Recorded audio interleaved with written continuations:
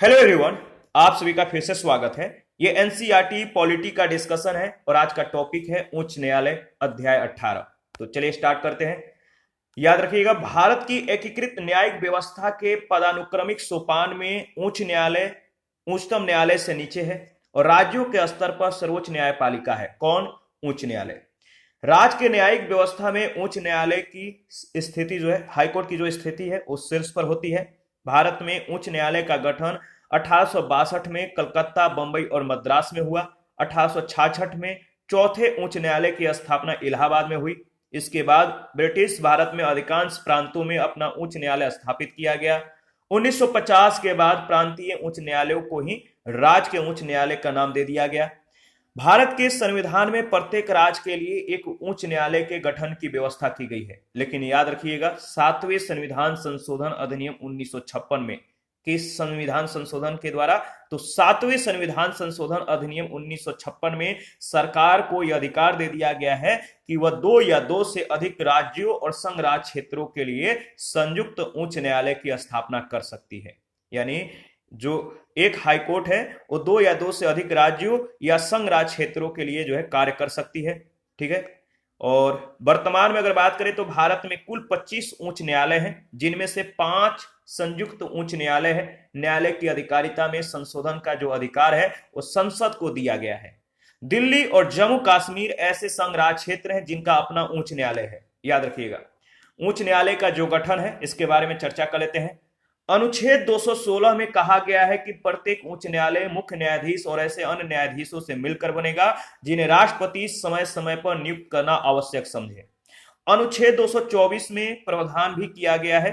यह प्रावधान क्या किया गया है कि अगर आवश्यकता पड़े तो अतिरिक्त न्यायाधीशों और कार्यवाहक न्यायाधीशों की नियुक्ति की जा सकती है। तो अनुच्छेद 224 और अनुच्छेद 216 इसको ध्यान में रखिएगा। संविधान में इस बात का जिक्र नहीं है कि विभिन्न उच्च न्यायालय में न्यायाधीशों की संख्या कितनी होगी। इसे राष्ट्रपति के विवेक पर छोड़ दिया गया है, जबकि सर्वोच्च न्यायालय के न्यायाधीशों की संख्या के संबंध में संविधान में स्पष्ट उल्लेख किया गया है। याद रखिएगा। इसके बाद न्यायाधीशों की जो नियुक्ति है इसके बारे में देख लेते हैं। अनुच्छेद 217 के अनुसार राष्ट्रपति निम्नलिखित से परामर्श करने के बाद उच्च न्यायालय के न्यायाधीशों की नियुक्ति करेगा। राष्ट्रपति किनसे परामर्श करने के बाद उच्च न्यायालय के न्यायाधीशों की नियुक्ति करेगा? तो भारत के मुख्य न्यायाधीश से और संबंधित राज्य के राज्यपाल से, यानी जिस राज्य में न्यायाधीशों की नियुक्ति होना है वहां के राज्यपाल से परामर्श करेगा। इसके बाद उच्च न्यायालय के मुख्य न्यायाधीश के अतिरिक्त किसी अन्य न्यायाधीश की नियुक्ति के मामले में संबंधित उच्च न्यायालय के मुख्य न्यायाधीश से। संविधान का यह उपबंध जो है अब व्यवहारिक स्तर पर बदल चुका है। सर्वोच्च न्यायालय ने 1993 में न्यायाधीशों के दूसरे मामले में इन नियुक्तियों में कार्यपालिका की भूमिका शून्य कर दी है। 1998 में सर्वोच्च न्यायालय के द्वारा राष्ट्रपति के संदर्भ पर यानी प्रेसिडेंटियल रेफरेंस पर विचार करते हुए न्यायाधीशों की नियुक्ति तथा स्थानांतरण से संबंधित विस्तृत मार्गदर्शक सिद्धांत निर्धारित किए गए हैं। ये मार्गदर्शक जो सिद्धांत हैं क्या है? इन सिद्धांतों के अनुसार उच्च न्यायालय के न्यायाधीशों की नियुक्ति सर्वोच्च न्यायालय के मुख्य न्यायमूर्ति तथा 4 वरिष्ठतम न्यायाधीशों का कॉलेजियम करता है। यह समूह उच्च न्यायालय के न्यायमूर्ति के राय पर भी ध्यान देता है। इसके अतिरिक्त यदि वह चाहे तो उस उच्च न्यायालय के अन्य न्यायाधीशों तथा सर्वोच्च न्यायालय के उन न्यायाधीशों जो उस उच्च न्यायालय में कार्य कर चुके हैं इनसे भी सलाह ले सकता है। आगे बढ़ते हैं।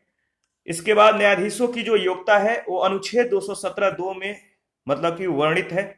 तो योग्यताएं क्या होनी चाहिए? वह भारत का नागरिक हो, उसे भारत के न्यायिक कार्यों में 10 वर्ष का एक्सपीरियंस हो, अथवा वह उच्च न्यायालय या अन्य न्यायालयों में 10 वर्ष तक जो है अधिवक्ता रह चुका हो। इसके बाद शपथ या प्रतिज्ञान, ओथ, इसके बारे में चर्चा कर लेते हैं। उच्च न्यायालय के मुख्य न्यायाधीश या न्यायाधीशों को, मुख्य न्यायाधीश या अन्य न्यायाधीशों को राज्यपाल या उसके द्वारा अधिकृत किसी व्यक्ति के द्वारा शपथ दिलाई जाती है और इस शपथ के जो महत्वपूर्ण बिंदु हैं वो निम्नलिखित है। क्या बिंदु है? तो भारत के संविधान के प्रति सच्ची श्रद्धा और निष्ठा रखना, भारत की प्रभुता और अखंडता को अक्षुण्ण बनाए रखना और सम्यक आचरण और श्रद्धा पूर्वक अपनी योग्यता, ज्ञान और विवेक से भय, पक्षपात, अनुराग और द्वेष के बिना पद के कर्तव्यों का पालन करना और संविधान और विधि की मर्यादाएं बनाए रखना। तो ये है इनका शपथ। कार्यकाल के बारे में देख लेते हैं। उच्च न्यायालय के न्यायाधीशों का कार्यकाल 62 ईयर्स, याद रखिएगा, उच्च न्यायालय के न्यायाधीशों का कार्यकाल 62 वर्ष की आयु तक होता है। इससे पहले भी वह अपना त्याग पत्र राष्ट्रपति को भेजकर पद मुक्त हो सकता है। न्यायाधीशों की जो न्यूनतम आयु है, मिनिमम एज, इसका संविधान में कोई उल्लेख नहीं है, लेकिन न्यायपालिका की आंतरिक और औपचारिक प्रक्रिया के अनुसार अगर बात करें तो न्यायाधीशों की नियुक्ति तभी की जा सकती है जब वह 45 वर्ष की आयु पूरी कर चुका हो। न्यायाधीशों के आयु से संबंधित किसी प्रश्न का निराकरण भारत के मुख्य न्यायाधीश की सलाह से राष्ट्रपति के द्वारा किया जाएगा। उसकी नियुक्ति उच्चतम न्यायालय में न्यायाधीशों के रूप में हो जाने पर या उसका किसी दूसरे उच्च न्यायालय में स्थानांतरण हो जाने पर वह पद छोड़ देता है। न्यायाधीशों को हटाने की जो प्रक्रिया है इसके बारे में चर्चा कर लेते हैं। संविधान में सिद्ध कदाचार और अक्षमता के आधार पर राष्ट्रपति के द्वारा न्यायाधीशों को निम्नलिखित प्रक्रिया के अनुसार हटाया जा सकता है, जिसके लिए संसद एक विशेष बहुमत से प्रस्ताव पारित करती है। न्यायाधीश जांच अधिनियम 1968 में उच्च न्यायालय में न्यायाधीशों को हटाने के संबंध में निम्न प्रक्रियाएं जो है वर्णित हैं। पहला जो प्रक्रिया है कि लोकसभा के 100 सदस्यों और राज्यसभा के 50 सदस्यों के हस्ताक्षर पत्र वाले प्रस्ताव को सदन के अध्यक्ष अथवा सभापति को सौंपना होगा। इसके बाद अध्यक्ष या सभापति प्रस्ताव को स्वीकृत या अस्वीकृत कर सकता है। तीसरा, यदि प्रस्ताव स्वीकृत हो जाता है तो अध्यक्ष या सभापति आरोपों के जांच के लिए जो है 3 सदस्यीय समिति का क्या करेगा, गठन करेगा, याद रखिएगा। इसके बाद अगर बात करें तो 3 सदस्यीय जो समिति के सदस्य होंगे कौन कौन होंगे, तो भारत के मुख्य न्यायाधीश या उच्चतम न्यायालय का कोई अन्य वरिष्ठ न्यायाधीश इन 3 सदस्यीय समिति के जो सदस्य होंगे वो होंगे कौन कौन, भारत के मुख्य न्यायाधीश या उच्चतम न्यायालय का कोई अन्य वरिष्ठ न्यायाधीश, उच्च न्यायालय का मुख्य न्यायाधीश और एक प्रख्यात विधिवेत्ता। देखिए, यदि समिति इस निष्कर्ष पर पहुंच जाती है कि न्यायाधीश कदाचार का दोषी होने के कारण या अन्य आधार पर अयोग्य है तो सदन इसके विरुद्ध महाभियोग के प्रस्ताव पर विचार करता है। संसद के दोनों सदनों के द्वारा विशेष बहुमत से अगर प्रस्ताव पारित कर दिया जाता है और राष्ट्रपति के पास संतुति के लिए जो है भेजा जाता है, तब राष्ट्रपति न्यायाधीश को हटा सकते हैं। वेतन और भत्ते के बारे में देख लेते हैं। देखिए, उच्च न्यायालय के न्यायाधीशों के वेतन व भत्तों को जो है संसद के द्वारा निर्धारित किया जाता है। इनमें न्यायाधीशों के कार्यकाल के दौरान अलाभकारी परिवर्तन नहीं किया जा सकता। ठीक है, अपवाद है एक वित्तीय आपातकाल, इस समय परिवर्तन किया जा सकता है। इनके मतलब कि वेतन भत्तों में चेंजिंग की जा सकती है, लेकिन वित्तीय आपातकाल जब लागू हो तब। देखिए, उच्च न्यायालय के मुख्य न्यायाधीश का जो वेतन है 2,50,000 रुपए प्रति माह और अन्य न्यायाधीश का जो वेतन है 2,25,000 रुपए प्रति माह। इसके अतिरिक्त उन्हें सरकारी भत्ता, निःशुल्क आवास, चिकित्सा, वाहन एवं टेलीफोन सुविधाएं आदि प्रदान की जाती है। सेवानिवृत्ति के बाद मुख्य न्यायाधीश और अन्य न्यायाधीश उनके द्वारा आहरित अंतिम माह के वेतन का 50% प्रति माह पेंशन पाने के हकदार हैं। न्यायाधीशों का जो स्थानांतरण है इसके बारे में चर्चा कर लेते हैं। भारत के मुख्य न्यायाधीश से परामर्श के बाद राष्ट्रपति एक न्यायाधीश का स्थानांतरण एक उच्च न्यायालय से दूसरे उच्च न्यायालय में कर सकता है। स्थानांतरण के पश्चात वह वेतन के अतिरिक्त ऐसे प्रतिपूरक भत्तों का हकदार है जो संसद के द्वारा निर्धारित किए जाएं। तृतीय न्यायाधीश मामले 1998 में उच्चतम न्यायालय ने विचार दिया कि उच्च न्यायालय के न्यायाधीश के स्थानांतरण के विषय में भारत के जो मुख्य न्यायाधीश हैं इनको उच्चतम न्यायालय के 4 वरिष्ठतम न्यायाधीशों, 2 उच्च न्यायालयों के मुख्य न्यायाधीशों, एक उस उच्च न्यायालय के एक कौन होगा उस उच्च न्यायालय से जहां के न्यायाधीश का स्थानांतरण हो रहा है तथा एक उस उच्च न्यायालय से जहां वो स्थानांतरित किया जा रहा है। तो जहां मतलब कि जहां से ट्रांसफर हो रहा है और जहां उसकी नियुक्ति होना है, इन दोनों जगहों से जो है परामर्श करना चाहिए। ठीक है, और इस तरह केवल भारत के मुख्य न्यायाधीश की राय से ही परामर्श प्रक्रिया पूरी नहीं होती है, तो याद रखिएगा। इसके बाद अगर बात करें तो उच्च न्यायालयों की जो स्वतंत्रता है इसके बारे में देख लेते हैं। उच्च न्यायालयों के न्यायाधीशों के वेतन तथा न्यायालय के सभी प्रशासनिक खर्चों को अनुच्छेद 229 के तहत संबंधित राज्य के संचित निधि पर यानी कंसोलिडेट फंड ऑफ स्टेट पर भारित व्यय घोषित किया गया है। अनुच्छेद 121 में अगर बात करें तो स्पष्ट कर दिया गया है कि जो सर्वोच्च या उच्च न्यायालय है, सर्वोच्च या उच्च न्यायालय जो है वो किसी न्यायाधीश के द्वारा अपने कार्य के क्रियान्वयन के संबंध में किए गए आचरण पर संसद में चर्चा नहीं की जाएगी। तो सर्वोच्च या उच्च न्यायालय के किसी न्यायाधीश के द्वारा अपने कार्य के मतलब कि क्रियान्वयन के लिए कार्य को करने के संबंध में किए गए आचरण और आचरण पर संसद में इस पर चर्चा नहीं की जाएगी। और संविधान के जो अनुच्छेद 220 है इसके तहत अगर बात करें तो उच्च न्यायालयों के न्यायाधीशों के लिए नियम है कि वे सेवानिवृत्ति के पश्चात सर्वोच्च न्यायालय तथा उच्च न्यायालय के अतिरिक्त भारत के किसी भी न्यायालय या अधिकरण में वकालत नहीं कर सकते। अनुच्छेद 229 के अंतर्गत अगर बात करें तो प्रत्येक उच्च न्यायालय के मुख्य न्यायाधीश को शक्ति दी गई है वह न्यायालय के अधिकारियों और सेवकों की नियुक्ति कर सकें। न्यायालय के अधिकारियों और सेवकों की सेवा शर्तें निर्धारित करने का जो अधिकार है मुख्य न्यायाधीश को दिया गया है। उच्च न्यायालय की अधिकारिताएं एवं शक्तियां क्या है तो इसके बारे में चर्चा कर लेते हैं। उच्च न्यायालय की अधिकारिताएं और शक्तियां। उच्च न्यायालय सामान्यतः अपीलीय न्यायालय है। उच्च न्यायालय क्या है? एक अपीलीय न्यायालय है। अतः उच्च न्यायालय के समक्ष आने वाले अधिकांश मामले जिला न्यायपालिका के निर्णय के विरुद्ध अपील के रूप में आते हैं, परंतु भारत के कुछ उच्च न्यायालयों में सिविल मामले भी सीधे लाए जा सकते हैं। कलकत्ता, मद्रास व मुंबई उच्च न्यायालय के समक्ष सिविल मामले सीधे लाए जा सकते हैं। तो कलकत्ता, मद्रास और मुंबई याद रखिएगा। उच्च न्यायालय को देखिए, उच्च न्यायालय को आपराधिक या दीवानी मामले में किसी प्रकार की आरंभिक अधिकारिता नहीं है, जिसका अभिप्राय यह है कि आपराधिक मामले जनपद न्यायालय से अपील के बाद ही उच्च न्यायालय में लाए जा सकते हैं। लोकसभा और विधानसभा चुनाव से संबंधित विवाद सीधे उच्च न्यायालय में सुने जाते हैं। इसके बाद रिट पावर रिट शक्ति इसके बारे में चर्चा कर लेते हैं। देखिए, उच्च न्यायालयों के द्वारा मूल अधिकारों की रक्षा के लिए बंदी प्रत्यक्षीकरण, परमादेश, अधिकार परीक्षा, प्रतिषेध और उत्प्रेषण नामक रिट जारी की जाती है। इसके बारे में इससे पहले भी हम लोगों ने चर्चा किया है। देखिए, उच्च न्यायालय को अपने भूभाग के निवासियों के अतिरिक्त उन व्यक्तियों के विरुद्ध भी रिट जारी करने का शक्ति प्राप्त है जिन्होंने विधि विरुद्ध कोई कार्य संबंधित उच्च न्यायालय की अधिकारिता वाले राज्य में किया हो, और इसका जिक्र अनुच्छेद 226 में किया गया है, याद रखिएगा। देखिए, इसके बाद अगर बात करें, आगे बढ़ते हैं। देखिए, अगर बात करें तो उच्च न्यायालयों की रिट अधिकारिता सर्वोच्च न्यायालय के अपेक्षा अधिक व्यापक रूप में प्राप्त है। तो आर्टिकल 226 के अनुसार अगर बात करें तो जो उच्च न्यायालय है इसकी जो रिट अधिकारिता है वो सर्वोच्च न्यायालय से कहीं ज्यादा है, व्यापक है। उच्च न्यायालय के द्वारा मूल अधिकारों की रक्षा के अतिरिक्त अन्य अधिकारों की रक्षा के लिए भी रिट जारी की जा सकती है।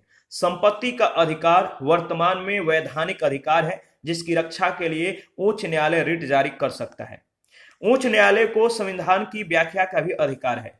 जो हाई कोर्ट है इसको संविधान की व्याख्या करने का भी अधिकार दिया गया है। यह मूल अधिकारों को भी रक्षा करता है और मूल अधिकारों की रक्षा के लिए उच्च न्यायालयों में जनहित याचिकाएं PIL भी दायर की जा सकती है। ठीक है, याद रखिएगा। देखिए, अच्छा, PIL का फुल फॉर्म क्या होता है आप कमेंट करके बताइएगा। ठीक है, इससे पहले हम लोगों ने इसके बारे में चर्चा किया है। उच्च न्यायालय की रिट अधिकारिता की उच्चतम न्यायालय से तुलना तो कर लेते हैं, देख लेते हैं। उच्च न्यायालय की जो रिट अधिकारिता है इसकी तुलना मतलब उच्चतम न्यायालय से करते हैं।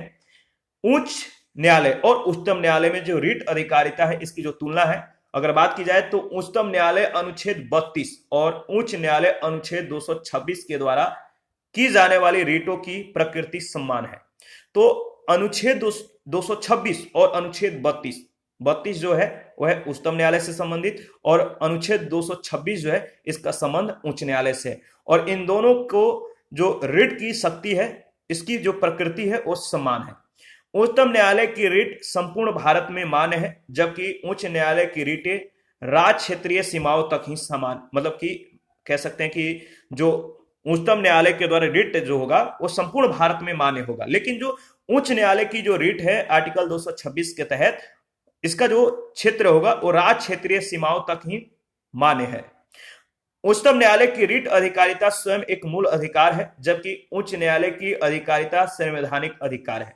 अनुच्छेद 226 के अंतर्गत अगर बात करें तो उच्च न्यायालय मूल अधिकारों और किसी अन्य प्रयोजन के लिए रिट निकाल सकता है। इस अर्थ में उच्च न्यायालय की रिट अधिकारिता उच्चतम न्यायालय से अधिक विस्तृत है। उच्च न्यायालय केवल मूल अधिकारों के हनन की स्थिति में यह रिट निकाल सकता है, जबकि उच्च न्यायालय इसके साथ साथ किसी भी अन्य विधिक अधिकार को भी प्रवृत्त कराने के लिए रिट निकाल सकता है। देखिए इस अनुच्छेद अनुच्छेद 226 के अधीन, तो इस अनुच्छेद के अधीन उच्च न्यायालय की रिट अधिकारिता मूल अधिकारों के उल्लंघन तक ही सीमित नहीं है, याद रखिएगा। इसके बाद अपीलीय जो न्यायालय है इसके बारे में चर्चा कर लेते हैं। तो देखिए अपीलीय जो न्यायालय है, उच्च न्यायालय मूलतः एक अपीलीय न्यायालय है। जो उच्च न्यायालय मूलतः क्या है, एक अपीलीय न्यायालय है। इसमें संबंधित राज्य क्षेत्र के अंतर्गत आने वाले अधीनस्थ न्यायालयों के आदेशों के विरुद्ध सुनवाई की जाती है। इसके अंतर्गत दीवानी और आपराधिक दोनों प्रकार के मामलों की सुनवाई की जाती है। जिन मामलों में जनपद न्यायालय डिस्ट्रिक्ट कोर्ट ने, जिन मामलों में अगर बात करें तो जनपद जो न्यायालय डिस्ट्रिक्ट जो कोर्ट है, इसने अगर 7 वर्ष की सजा सुनाई है, उसके विरुद्ध 7 वर्ष की अगर सजा उसने सुनाई है तो उसके विरुद्ध उच्च न्यायालय में अपील की जा सकती है। अन्य महत्वपूर्ण मामलों में भी जो है उच्च न्यायालय में अपील करने का प्रावधान है। देखिए राज्य में स्थित सभी अधिकरणों यानी जो ट्रिब्यूनल्स हैं, तो राज्य में स्थित सभी अधिकरणों पर जो है उच्च न्यायालय का नियंत्रण होता है तथा इन अधिकरणों के निर्णय के विरुद्ध उच्च न्यायालय में अपील की जा सकती है। केंद्रीय प्रशासनिक अधिकरण के निर्णय के विरुद्ध भी उच्च न्यायालय में अपील की जा सकती है, याद रखिएगा। भारत के कुछ उच्च न्यायालयों में जैसे इलाहाबाद, मुंबई, कोलकाता, मद्रास और पटना उच्च न्यायालय में एक न्यायाधीश के खंडपीठ के निर्णयों की उसी उच्च न्यायालय में उससे बड़ी खंडपीठ में अपील की जा सकती है और इस प्रकार की अपील को लेटर्स पेटेंट की अपील कहा जाता है, याद रखिएगा। लेटर्स पेटेंट की अपील कहा जाता है। तो बात समझ में आ गई। कहने का मतलब यह है कि भारत के कुछ जो उच्च न्यायालय हैं जैसे इलाहाबाद, मुंबई, कोलकाता, मद्रास और पटना उच्च न्यायालय, इन उच्च न्यायालय में मतलब कि एक न्यायाधीश के जो खंडपीठ होते हैं, जो बेंच होता है खंडपीठ, इनके निर्णयों की उसी उच्च न्यायालय में जैसे इलाहाबाद, मुंबई, कोलकाता, मद्रास और पटना उच्च न्यायालय में ही उससे बड़ी खंडपीठ में जो है अपील की जा सकती है और इस प्रकार की जो अपील होगा इसको लेटर्स पेटेंट की अपील कहा जाता है। अधीक्षण की जो शक्ति है इसके बारे में देख लेते हैं। अधीक्षण की शक्ति उच्च न्यायालय से संबंधित राज्य क्षेत्र में स्थित सभी प्रकार के न्यायालयों पर प्रशासनिक नियंत्रण रखता है। राज्य में स्थित अधीनस्थ न्यायालय तथा विभिन्न अधिकरणों पर उच्च न्यायालय को जो है अधीक्षण की जो शक्ति है वो प्राप्त है।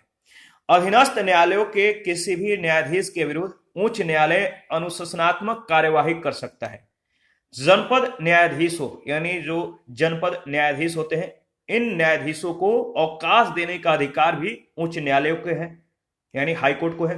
तो जनपद न्यायाधीशों को अवकाश देने का अधिकार किसको दिया गया है? उच्च न्यायालयों को दिया गया है। जनपद न्यायाधीशों को राज्यपाल के द्वारा अपने पद से तभी हटाया जाएगा जब उच्च न्यायालय के द्वारा इस संबंध में अनुशंसा की जाए।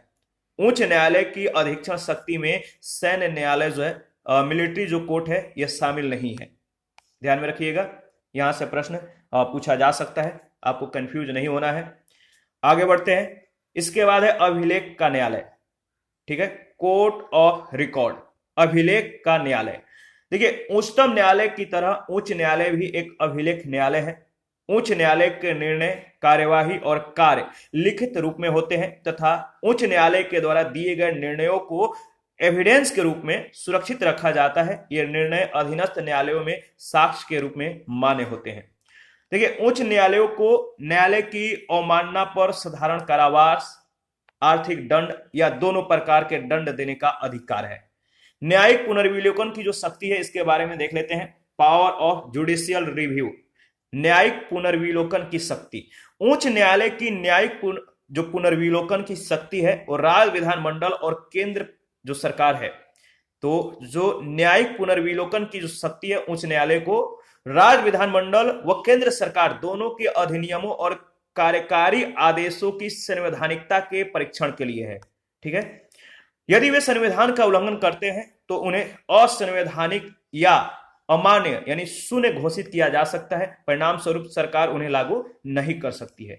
संवैधानिक वैधता के विषय में याद रखिएगा, संवैधानिक वैधता के विषय में जो वैलिडिटी है, वैधता, इसके विषय में विधायी अधिनियमों या कार्यपालिका के आदेशों को निम्नलिखित आधारों पर चुनौती दी जा सकती है। पहला, मौलिक अधिकारों का हनन होने पर, भाग जो थर्ड में उल्लेख है इसके हनन पर।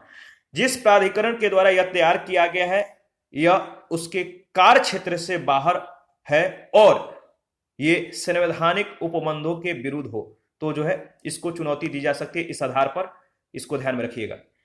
इसके बाद अगर बात करें तो उच्च न्यायालयों की जो स्वतंत्रता है इसके बारे में डिस्कस कर लेते हैं। तो देखिए, निम्नलिखित प्रावधानों के आधार पर उच्च न्यायालयों की स्वतंत्रता को समझा जा सकता है। पहला, न्यायाधीशों की नियुक्ति। इसके संदर्भ में अगर बात करें तो वर्तमान में सर्वोच्च न्यायालय के न्यायाधीशों का एक परामर्श मंडल, कॉलेजियम ही जो है उच्च न्यायालय के न्यायाधीशों की नियुक्ति करता है, जो कि राजनीतिक हस्तक्षेप से परे है।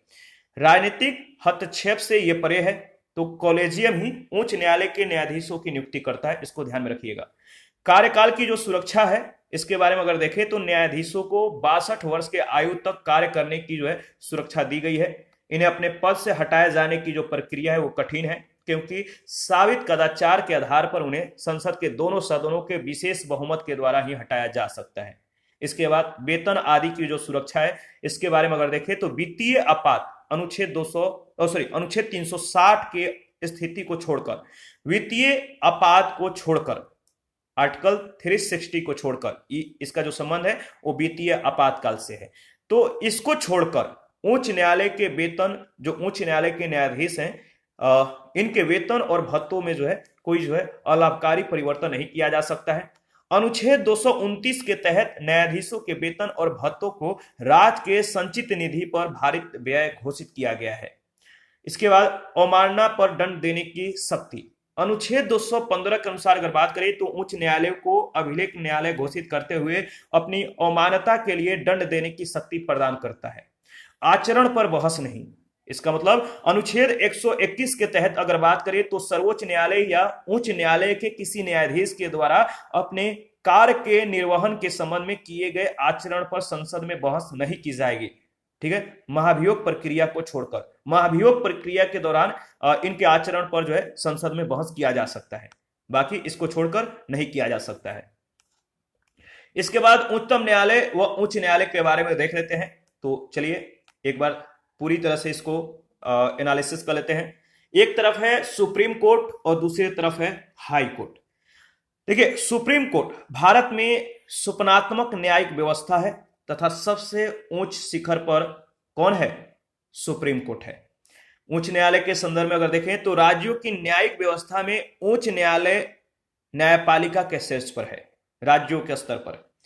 इसके बाद सुप्रीम कोर्ट अगर बात किया जाए तो उच्चतम न्यायालय के न्यायाधीशों की सेवानिवृत्ति की जो आयु है वो 65 वर्ष है, लेकिन हाई कोर्ट में ये उम्र 62 वर्ष है।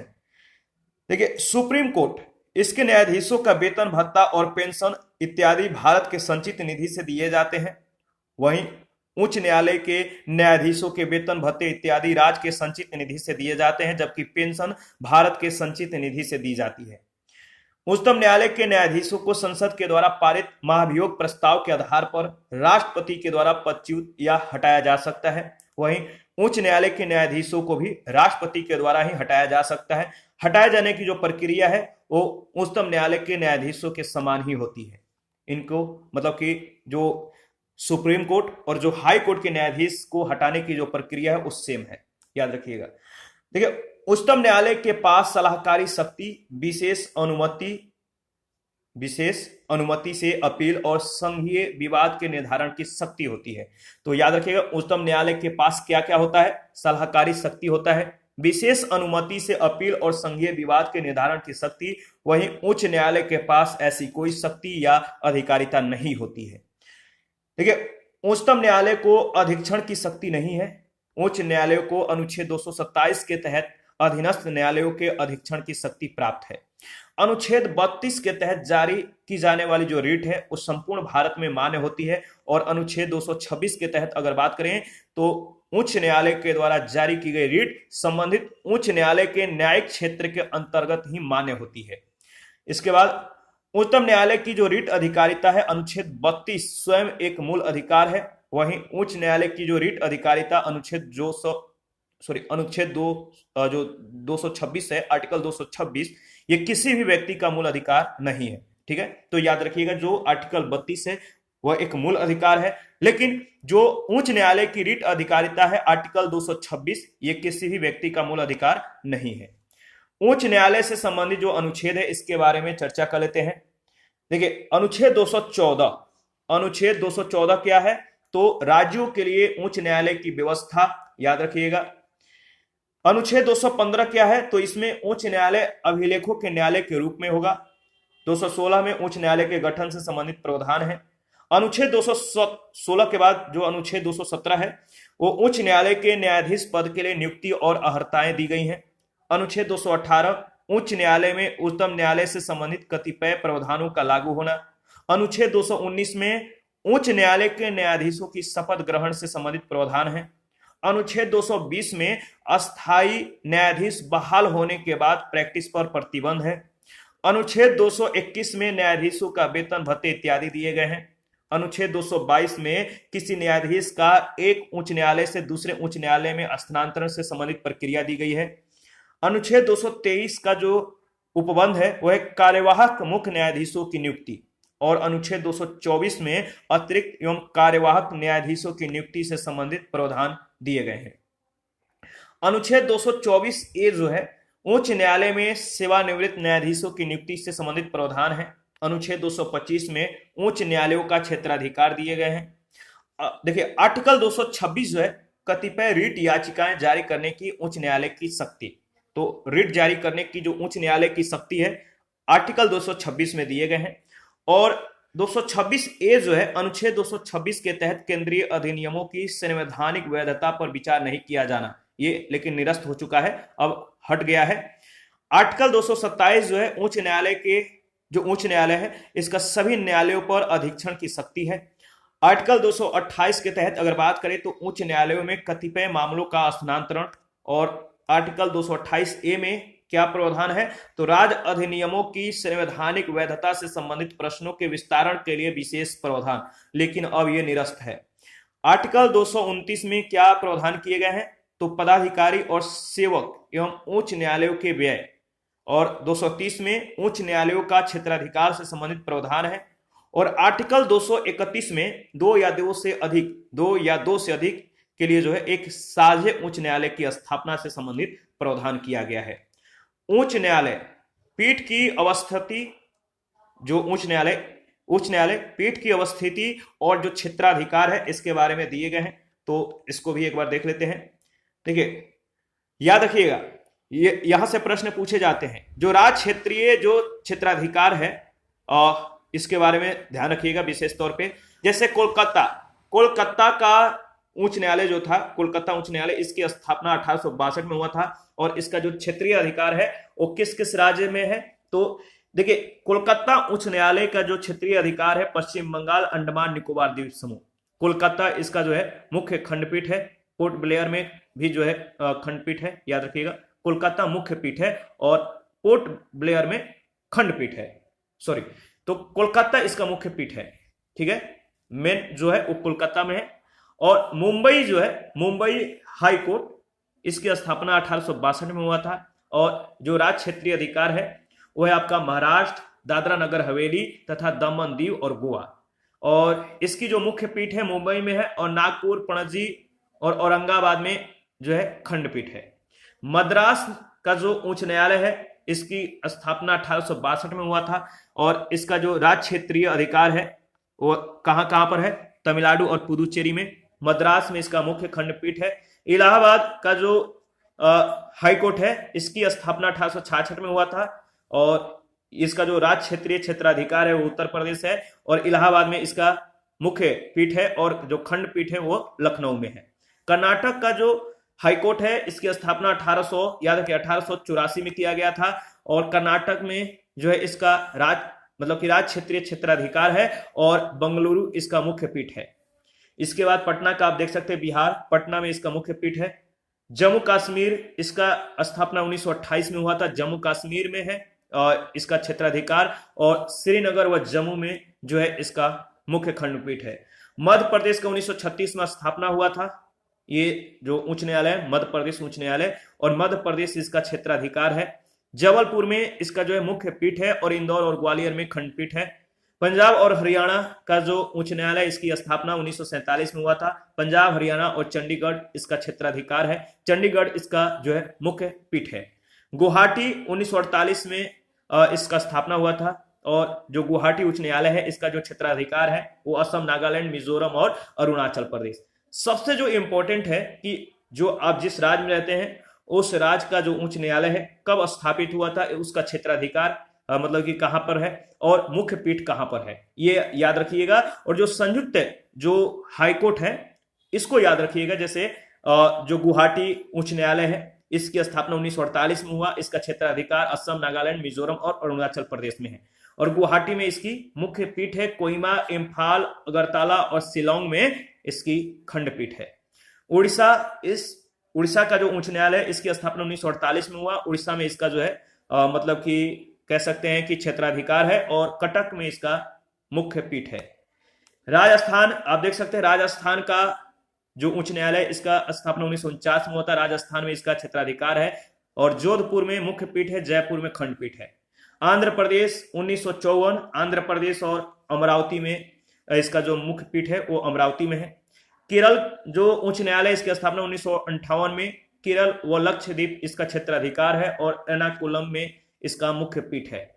गुजरात उच्च न्यायालय की स्थापना 1960 में हुआ था। गुजरात इसका क्षेत्राधिकार है, और अहमदाबाद में इसका जो है मुख्य पीठ है। दिल्ली उच्च न्यायालय की स्थापना 1966 में हुआ था। दिल्ली इसका क्षेत्राधिकार है, और दिल्ली में ही मुख्य पीठ है। हिमाचल प्रदेश की स्थापना 1967 में हुआ था। हिमाचल प्रदेश में जो है इसका क्षेत्राधिकार है, यानी हिमाचल प्रदेश, और शिमला में इसका मुख्य पीठ है। सिक्किम उच्च न्यायालय की स्थापना 1975 में हुआ था। सिक्किम इसका क्षेत्राधिकार है, और गंगटोक में इसका मुख्य पीठ है। छत्तीसगढ़ उच्च न्यायालय की स्थापना 2000 में हुआ था। और उत्तराखंड, झारखंड का भी जो स्थापना है, ये मतलब तीनों का जो याद रखिएगा, छत्तीसगढ़, झारखंड और उत्तराखंड उच्च न्यायालय की स्थापना 2000 में हुआ था। छत्तीसगढ़ का जो क्षेत्राधिकार है छत्तीसगढ़ में है, बिलासपुर में इसका मुख्य पीठ है। उत्तराखंड का उत्तराखंड में है, और मुख्य पीठ नैनीताल में है। और झारखंड का जो क्षेत्राधिकार है वो झारखंड में है, और इसका जो मुख्य पीठ है वो रांची में है। मेघालय जो उच्च न्यायालय इसके स्थापना 2013 में हुआ था। मेघालय में जो है इसका क्षेत्राधिकार है। शिलोंग में इसका मुख्य पीठ है। और मणिपुर और त्रिपुरा का भी जो स्थापना है उच्च न्यायालय का 2013 में ही हुआ था। मणिपुर का जो क्षेत्राधिकार है मणिपुर में है, और त्रिपुरा का जो क्षेत्राधिकार है वो त्रिपुरा में है। मणिपुर का जो मतलब कि जो मुख्य पीठ है वो इम्फाल में है, और त्रिपुरा का अगरतला में है। याद रखिएगा, 7 केंद्र शासित प्रदेश विभिन्न राज्यों के उच्च न्यायालयों के अंतर्गत आते हैं, इस बात को ध्यान में रखिएगा। तेलंगाना जो उच्च न्यायालय है इसकी स्थापना 2018 में हुआ। तेलंगाना इसका क्षेत्राधिकार है, और हैदराबाद में इसका मुख्य पीठ है। विशेष में अगर बात करें तो याद रखिएगा 6 उच्च न्यायालय इलाहाबाद, बॉम्बे, गुवाहाटी, मध्य प्रदेश, मद्रास और राजस्थान की जो है एक अस्थायी खंडपीठ है। केवल कर्नाटक राज्य न्यायालय की 2 सर्किल खंडपीठ है, एक धारवाड़ में और दूसरा गुलबर्गा में। ठीक है, इसके बाद अगर बात करें तो देखिए वर्तमान में चंडीगढ़, पंजाब और हरियाणा के लिए एक ही साझा उच्च न्यायालय चंडीगढ़ में कार्यरत है। गोवा की विधिक सेवा की पूर्ति जो है बॉम्बे उच्च न्यायालय की पणजी स्थित खंडपीठ के द्वारा जो है होती है। और बॉम्बे, कोलकाता एवं मद्रास हाई कोर्ट के जो नए नाम है इसको ध्यान में रखिएगा। केंद्रीय मंत्रिमंडल ने 5 जुलाई 2016 को बॉम्बे, मद्रास और कलकत्ता हाईकोर्ट का नाम बदलने का निर्णय लिया है। अब बॉम्बे हाईकोर्ट को मुंबई हाईकोर्ट, मद्रास हाईकोर्ट को चेन्नई हाईकोर्ट और कलकत्ता हाईकोर्ट को कोलकाता हाईकोर्ट के नाम से जाना जाएगा। तो याद रखिएगा 2016 को बॉम्बे, मद्रास और कलकत्ता हाईकोर्ट का नाम बदलने का निर्णय लिया गया। इसके बाद देखिए अगले सेशन में न्यायिक समीक्षा के बारे में हम लोग डिस्कस करेंगे, तो आप अपना प्रतिक्रिया देते रहिए। आपके प्रतिक्रियाओं का हमें बेसब्री से इंतजार रहता है। और जिन लोगों ने Telegram channel, Telegram quiz group, Facebook page, Instagram को ज्वाइन नहीं किया है, वीडियो के डिस्क्रिप्शन बॉक्स में उसका लिंक है, आप ज्वाइन कर सकते हैं। मिलते हैं नेक्स्ट सेशन में, अभी के लिए इतना ही। Thank you.